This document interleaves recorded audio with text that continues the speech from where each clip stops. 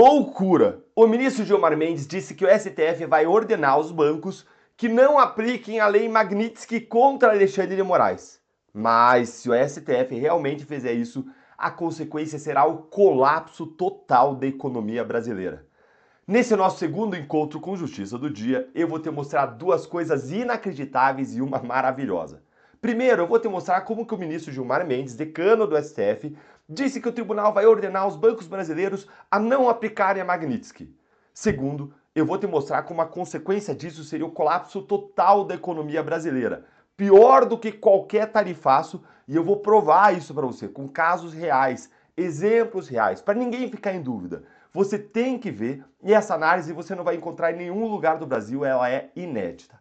Em terceiro lugar, eu vou mostrar para você como que um gigantesco Banco do Brasil já colocou o ministro Alexandre de Moraes no moedor de carne da Lei Magnitsky e bloqueou tudo dele sem dó nem piedade. Bora então aqui direto para o primeiro ponto, com essa apuração aqui da CNN de um jantar entre o ministro Gilmar Mendes e os senadores e os deputados da oposição. Olha aí que loucura. Durante essa reunião, Gilmar Mendes foi avisado pelos bolsonaristas de que o governo americano aplicaria a lei Magnitsky ali nos dias seguintes, nos próximos dias, contra autoridades brasileiras, tendo Alexandre de Moraes e possivelmente outros ministros do Supremo também como alvos. Segundo eu apurei, Gilmar teria respondido o seguinte: se isso de fato ocorresse, a aplicação da lei Magnitsky, o Supremo poderia determinar que as instituições financeiras que atuam aqui no Brasil não cumpram ordens vindas dos Estados Unidos. Então, essa foi a resposta. Quando disseram, aliados de Bolsonaro disseram para Gilmar Mendes, segundo eu apurei, que a lei Magnitsky estava chegando essa semana, ele não recuou e disse, olha, então a gente pode determinar, eventualmente, sim, soltou como uma ideia, que as instituições financeiras não cumpram as determinações vindas dos Estados Unidos. Olha, eu tenho uma coisa para te dizer e para dizer para o ministro Gilmar Mendes. Vai lá então, ministro, faz isso, vai, a gente confia no seu potencial. Faz isso, ministro, só para a gente ver uma coisa, faz.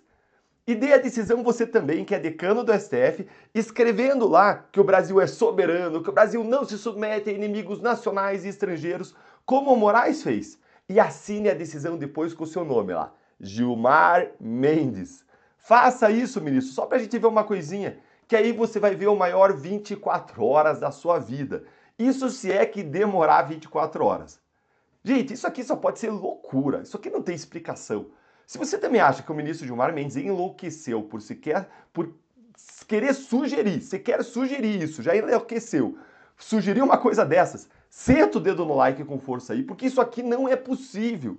Tem, é claro, sempre uma outra hipótese, né? Ele pode estar blefando, já vamos pensar nisso junto. Vai me contando aí nos comentários se você acha que é loucura ou se você acha que é blefe. E bora aqui para o segundo ponto, porque eu vou explicar para vocês agora por que isso aqui é loucura. Se o STF forçasse os bancos brasileiros a não cumprirem a Magnitsky, isso iria destruir os bancos brasileiros e o sistema financeiro do país. Ia colapsar totalmente a nossa economia por vários motivos. Primeiro, porque os bancos sofreriam sanções secundárias dos americanos e eles mesmos ficariam impedidos de operar no sistema financeiro americano em dólar, ou seja, iam perder acesso ao sistema financeiro mundial. Contrato de câmbio, exportações, importações brasileiras, tudo ia colapsar. Sabe o que isso significa para um banco? Pena de morte financeira, falência. Nenhum banco sobrevive sem operar em dólar, sem acesso às bolsas americanas, sem poder fazer transferências internacionais. Isso não existe. Os grandes bancos brasileiros morreriam. Itaú, o maior banco da América Latina, ia virar o menor banco da América Latina. Bradesco, Santander, Nubank, que tem ações listadas em Bolsa de Valores em Nova York, todos os bancos brasileiros que você puder imaginar iriam ser destruídos. E quem que seria destruído junto?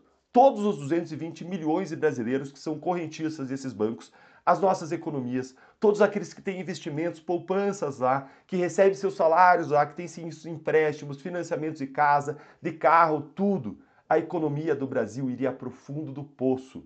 Mas não é só isso. O governo americano iria aplicar multas milionárias, bilionárias a todos esses bancos, multas aí praticamente impagáveis.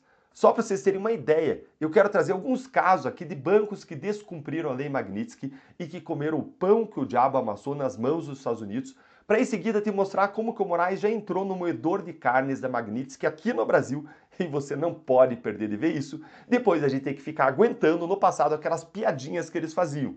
E se você está gostando, deixa o seu like aí. Olha, em 2014, o BNP Paribas, o maior banco da França, admitiu ter violado sanções dos Estados Unidos ao processar bilhões de dólares em transações ligadas ao Sudão, ao Irã, a Cuba, todos os países sujeitos a sanções e embargos americanos.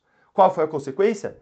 O BNP Paribas ele se declarou culpado nos Estados Unidos e pagou uma multa recorde de 8,9 bilhões de dólares. A maior multa já aplicada a um banco na história por violação das sanções.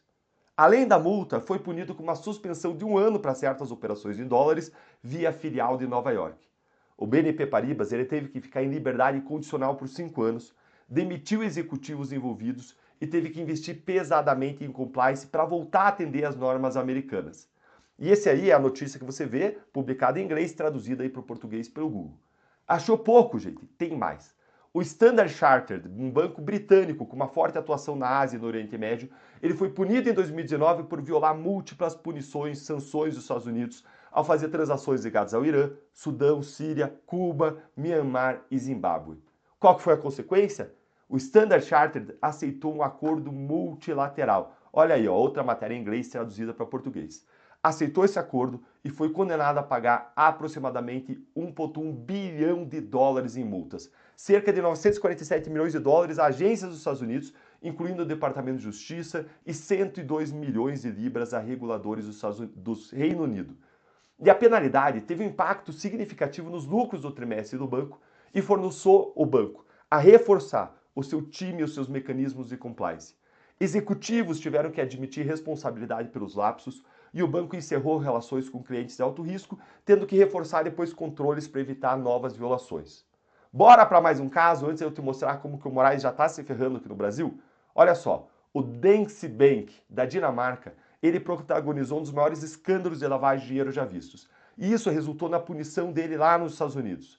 A filial dele na Estônia ela tinha permitido que cerca de 200 bilhões de euros em fundos de clientes estrangeiros de alto risco, principalmente da Rússia, circulassem pelo sistema financeiro americano entre 2008 e 2015.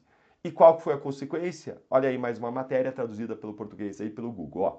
Qual foi a consequência? Em 2022, depois de uma longa investigação internacional, o Danske Bank aceitou sua responsabilidade nos Estados Unidos. Ele se declarou culpado de conspiração para fraude bancária por enganar bancos correspondentes americanos sobre seus controles e ele concordou em pagar aproximadamente 2 bilhões de dólares em penalidades totais. Essa punição incluiu ainda a implementação de um plano rigoroso de melhoria de compliance sob monitoramento. O impacto aí para o banco foi substancial. Além do rombo financeiro, dos danos reputacionais, o caso levou à demissão da alta cúpula do banco, queda de mais 50% no valor das ações em 2018 e reforço das leis contra a lavagem de dinheiro na Europa. E aí, você acha que algum banco brasileiro vai descumprir as sanções dos Estados Unidos? Que os altos executivos, olhando esses exemplos de bancos que descumpriram, foram todos punidos, liderança punida, todo mundo se ferrando. Você acha que eles vão descumprir as sanções dos americanos? O que você acha aí? Vai contando para mim nos comentários. E vamos agora para o terceiro ponto. Dessa vez para mostrar para vocês como que um banco brasileiro gigantesco já colocou Alexandre de Moraes no moedor de carne da Lei Magnitsky. Olha só essa manchete aqui da revista Exame. Olha aí, Lei Magnitsky, não discutimos a lei, nós cumprimos a lei, afirma CEO do Bradesco. Opa, opa, opa, gente. Opa, opa. O Bradesco, que é simplesmente o segundo maior banco do Brasil em número de correntistas, pulou fora do barco de Moraes e já deu a letra, já mandou o seu recado, dizendo: aqui a gente aplica a lei. Ministro Alexandre de Moraes, é só recorrer, né? Vai lá para os Estados Unidos recorrer. Pede para a AGU recorrer para você, ministro. Olha como o entendimento inicial do Bradesco é de que realmente vai ter que bloquear tudo de Moraes porque o banco atua nos Estados Unidos. O entendimento inicial é de que a Lei Magnitsky pode envolver todos os bancos que realizam negócios nos Estados Unidos.